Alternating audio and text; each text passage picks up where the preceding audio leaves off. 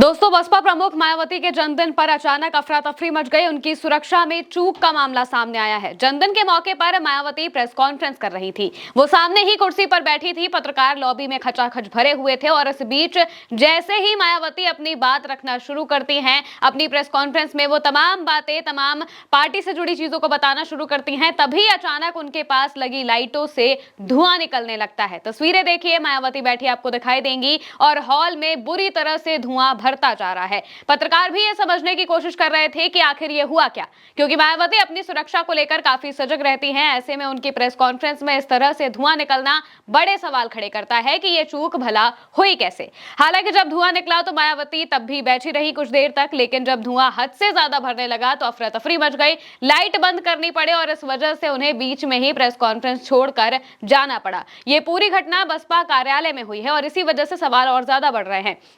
वो अपनी बात पूरी नहीं कर पाती हैं। मायावती अपनी सुरक्षा को लेकर कई बार चिंता जता चुकी हैं। ऐसे में उनके जन्मदिन पर इस तरह की घटना होना बड़े सवाल खड़े करती है।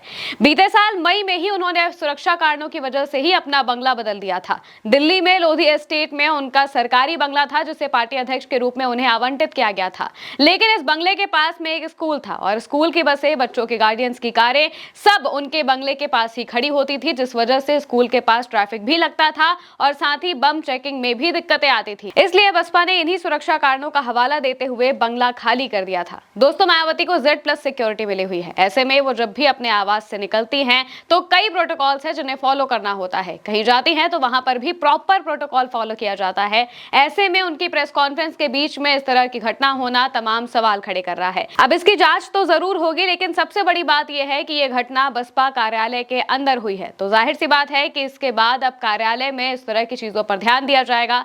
दरअसल दीवार पर लगी लाइटिंग इक्विपमेंट या फिर वॉल लाइट से धुआं निकलने लगा था, जिससे हॉल में अफरा तफरी मचने लगी। तुरंत ही जो वहां पर सुरक्षा कर्मी मौजूद थे वो अग्निशमन यंत्र यानी कि फायर एक्सटिंग्विशर लेकर आते हैं, उसका इस्तेमाल करते हैं और स्थिति को काबू में करने की कोशिश करते हैं। लेकिन धुआं फैलने की वजह से प्रेस कॉन्फ्रेंस बीच में ही रोक दी जाती है और मायावती मीडिया के सवालों के बिना ही हॉल से रवाना हो जाती हैं। किसी को कोई चोट नहीं आती है, लेकिन ये एक डरावना हादसा उनके जन्मदिन के मौके पर बन जाता है। मायावती के जन्मदिन पर इस तरह की घटना होना तमाम सवाल खड़े कर रहा है। इस दौरान मायावती ने अपनी प्रेस कॉन्फ्रेंस में कुछ बातों को भी कहा था, वो भी हम आपको बता देते हैं। दरअसल वो पार्टी की उपलब्धियों और गठबंधन के बारे में बात कर रही थी।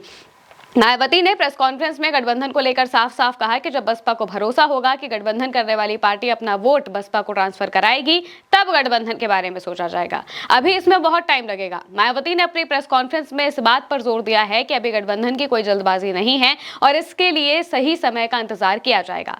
दोस्तों, उत्तर प्रदेश में 2027 में चुनाव होने हैं विधानसभा के और इस बार बीएसपी भी उसी तेवर के साथ वापस आने में जुटी हुई है। लखनऊ में रैली के बाद से ही मायावती जमीनी स्तर पर पार्टी को मजबूत करने में लगी हैं। वो हर तरफ से पार्टी की छवि को पहले जैसा बनाना चाहती हैं और इसीलिए उन्होंने इस प्रेस कॉन्फ्रेंस में भी बीजेपी सरकार पर आरोप लगाते हुए कहा कि आम जनता, खासकर दलित, बहुत ही ज्यादा परेशान है। कानून व्यवस्था बिगड़ी हुई है और जनता बीएसपी सरकार चाहती है। मायावती ने ईवीएम में धांधली के भी आरोप लगाए हैं और कहा है कि मांग की है कि बैलेट पेपर से चुनाव होने चाहिए। उन्होंने देश में चल रहे एसआईआर के काम में भी गड़बड़ियों की शिकायतों का जिक्र किया। इन तमाम बातों के बीच में जब उनकी प्रेस कॉन्फ्रेंस में धुआं उठने लगा तो कार्यकर्ता और वहां मौजूद हर कोई इंसान घबरा जाता है। जो पत्रकार है वो भी घबरा जाते हैं, समझने की कोशिश करते हैं कि आखिर अचानक से इस तरह का धुआं कैसे उठने लगा, वो भी उस वक्त जब मायावती के जन्मदिन का मौका है। उस दिन ऐसी चीजें होना तमाम सवालों को खड़े कर रहा है। मायावती का 70वां जन्मदिन था।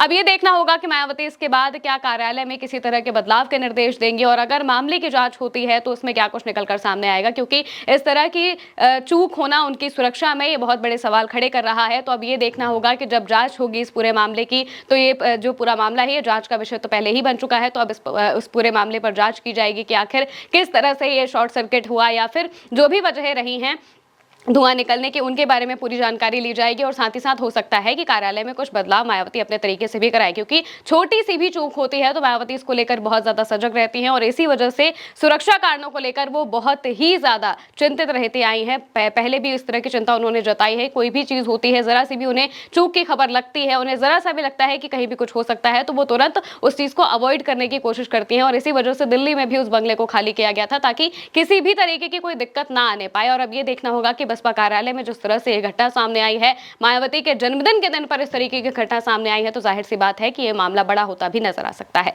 फिलहाल के मेरे साथ इस खबर में इतना ही। नमस्कार।